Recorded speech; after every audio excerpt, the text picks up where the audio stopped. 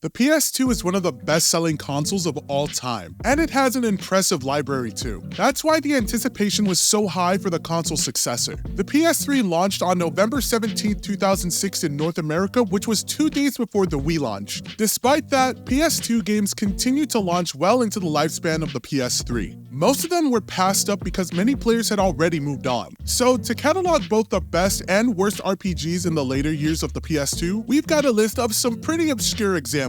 Hello again, friends, and welcome back to Game Rant. I'm Casey, and these are 8 late PS2 RPGs that no one remembers. At number 8, we've got Metal Saga. Metal Saga is the first game that the West got in the Metal Max franchise. This was in 2006 on the PS2 compared to the series beginning on the NES in 1991. They're all post-apocalyptic turn-based RPGs where part of the gameplay uses humans for battle and other sequences uses vehicles like tanks. One would think Bethesda would have tried to license this series out to capitalize on their Fallout franchise. Those interested in Metal Saga should know that most of the retro games have been successfully patched into English by fans though. Also, the latest entry, Metal Max Xeno, was released in 2018, and it's only the second game in the series to receive a North American release. At number 7, we've got MS Saga: A New Dawn.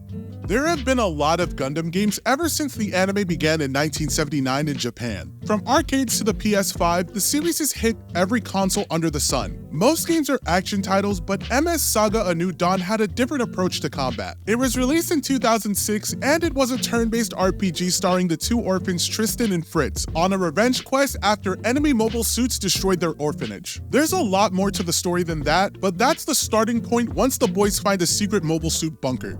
At number 6, we've got Steambot Chronicles. Steambot Chronicles is yet another mech game from 2006. Unlike the last two, it's an action game wherein players can customize their mech with various parts on their journey. The game begins with the protagonist waking up from a shipwreck with amnesia. It's a trope in anime along with many RPGs, but the story isn't too important for this game. It's all about that mech assault action via their Trot mobile. It may not be the best mech game on the PS2, but it's likely that there's a small handful of fans out there that remember this title fondly.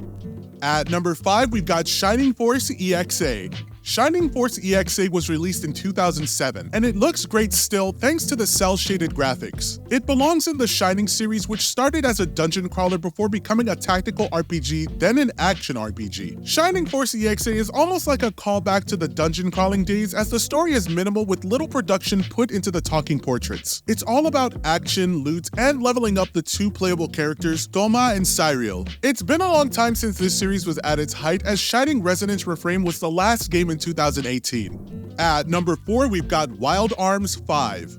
Wild Arms 5 was released in 2007 and was the last console game. It was a turn-based RPG that continued to use the grid system from the last game, adding a bit more strategy to combat. The series overall has a Western theme to it, making it one of the very few literal Western RPGs. The last portable game was in 2008 called Wild Arms XF, while the actual final game was released on mobile devices in 2018. Wild Arms Million Memories has since shut down its service as of 2020, but hardcore fans should rejoice as the 2022 Kickstarter project called Armed Fantasia looks like a spiritual successor. At number 3, we've got Baroque.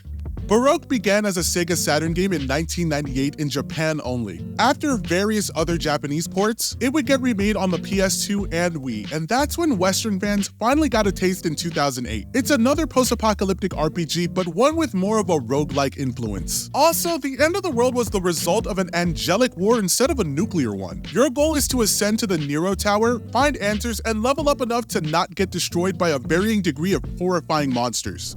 At number 2, we've got Eternal Poison.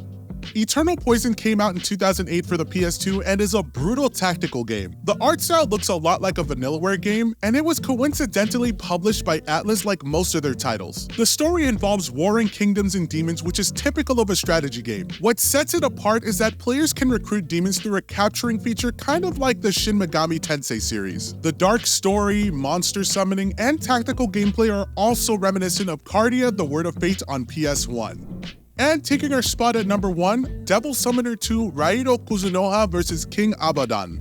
Speaking of Shin Megami Tensei, this spinful is a mouthful. Devil Summoner 2 Raido Kuzunoha vs King Abaddon was a very late game for the West in 2009, 3 years after the PS3. Its predecessor, Devil Summoner Raido Kuzunoha vs the Soulless Army, was also a late bloomer when it launched in 2006. The games are set in Japan during the 1900s. Players assume the role of the titular hero, a high school detective who just so happens to be able to summon demons. Combat is action-based but still takes place in randomized instances like most turn-based RPGs. It's one of the few action games in the series overall.